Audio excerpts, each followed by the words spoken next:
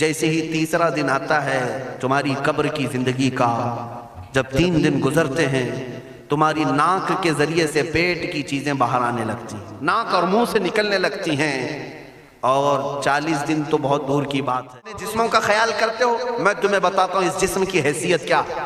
یہ جو چمڑی ہے اس کی حیثیت کیا ہے، یہ جو گوشت و پوست ہمارے جسموں پر ہے اس کی حیثیت کیا ہے پتہ ہے تمہیں؟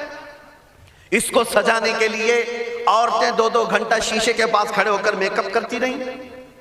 اب عورتوں کی طرف سے یہ میک اپ، لالی پاؤڈر اور کنگھیاں بالوں کو سجاتے رہے، اور تم اپنی باڈی کو بناتے رہے جیم میں جا جا کر کے۔ اب اس جسم کی حیثیت سنو، جس دن روح نکلی تمہارے جسم سے اور جب جنازہ لے جایا گیا، قبر میں تمہارے سب سے عزیز لوگ رکھ کر کے آتے ہیں، تختیاں قبر کی بند کر کے آتے ہیں، اتنی چھوٹی قبر کہ کروٹ لینے کی بھی جگہ نہیں ہوتی، ہاتھ پھیلانے کی بھی جگہ نہیں ہوتی۔ آج اپنے پلنگ پر سو کر کے دیکھو، کسی کا ہاتھ ٹچ ہو رہا ہے تو نیند نہیں آتی، لیکن قبر میں اتنی تاریک جگہ پر، چھوٹی سی جگہ پر، تنگ جگہ پر چھوڑ دیا جاتا ہے کہ مردہ کروٹ بھی نہیں لے پاتا، پھر پلس اس کو اوپر سے نیچے سے پیٹ سے باندھ کر کے رکھ دیا جاتا ہے۔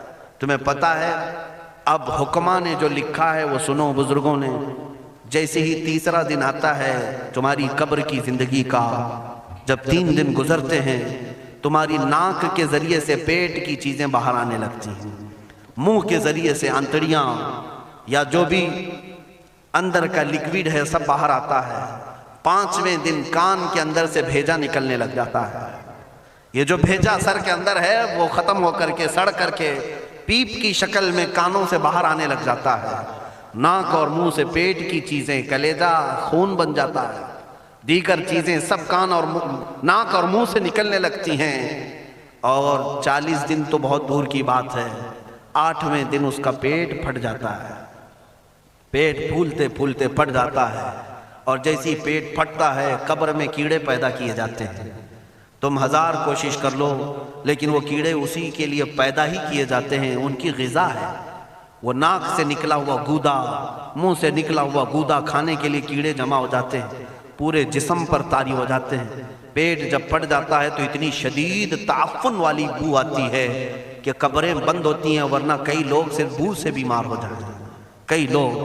اور یہی ہمارے جسم کی حیثیت ہے، یہی ہمارے جسم کی حقیقت ہے۔